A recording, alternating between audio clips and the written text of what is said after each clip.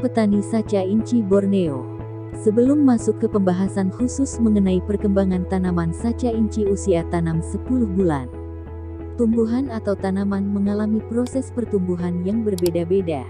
Nah, kali ini saca inci Borneo akan menjelaskan tentang proses pertumbuhan pada tumbuhan atau tanaman. Namun sebelumnya, apa kamu tahu perbedaan antara pertumbuhan dan perkembangan? Meski berbeda, tapi pertumbuhan dan perkembangan adalah dua proses yang berjalan bersamaan dan saling terkait. Pertumbuhan adalah proses pertambahan ukuran volume, massa, jumlah sel atau protoplasma pada suatu organisme. Proses dari pertumbuhan ini bersifat irreversibel, artinya nggak bisa kembali ke asal. Pertumbuhan pada tanaman bisa diukur secara kuantitatif karena mudah diamati, yaitu terjadi perubahan jumlah dan ukuran. Perkembangan adalah proses tumbuhan untuk mencapai kematangan fungsi atau dengan kata lain proses menuju tahap dewasa. Dalam proses ini terjadi penyempurnaan atau perubahan struktur dan fungsi organ yang menyertai proses pertumbuhan.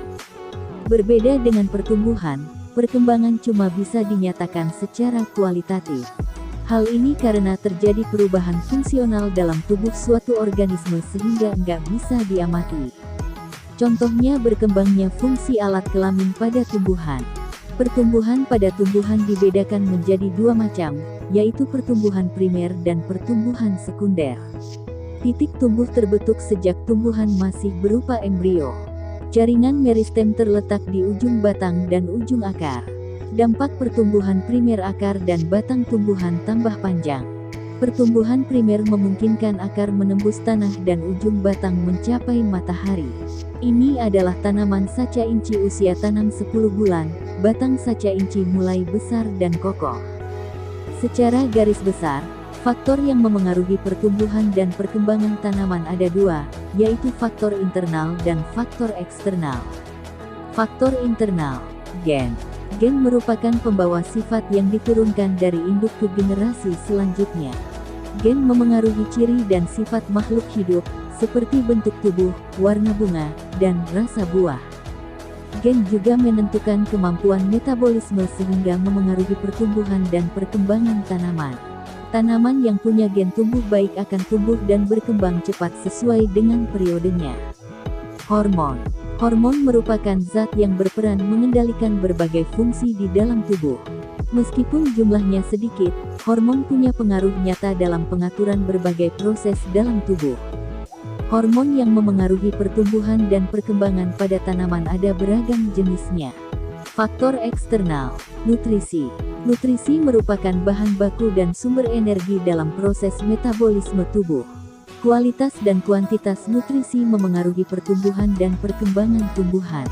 Cahaya matahari. Tanaman sangat membutuhkan cahaya matahari untuk fotosintesis. Namun keberadaan cahaya juga bisa menghambat pertumbuhan karena bisa merusak hormon auksin yang ada pada ujung batang. Air dan kelembaban. Air merupakan tempat berlangsungnya reaksi-reaksi di dalam tubuh. Kelembaban memengaruhi keberadaan air yang bisa diserap oleh tumbuhan dan mengurangi penguapan. Kondisi ini sangat mempengaruhi sekali terhadap pemanjangan sel. Kelembaban juga penting untuk mempertahankan stabilitas bentuk sel. Suhu. Semua proses dalam pertumbuhan dan perkembangan seperti penyerapan air, fotosintesis, penguapan, dan pernapasan pada tanaman dipengaruhi oleh suhu. Tanah. Tumbuhan akan tumbuh dan berkembang dengan baik kalau kondisi tanah tempat hidupnya sesuai dengan kebutuhan nutrisi dan unsur hara. Kondisi tanah ditentukan oleh faktor lingkungan lain, misalnya suhu, kandungan mineral, air, dan derajat keasaman atau pH. Semoga bermanfaat penjelasan tersebut. Terima kasih.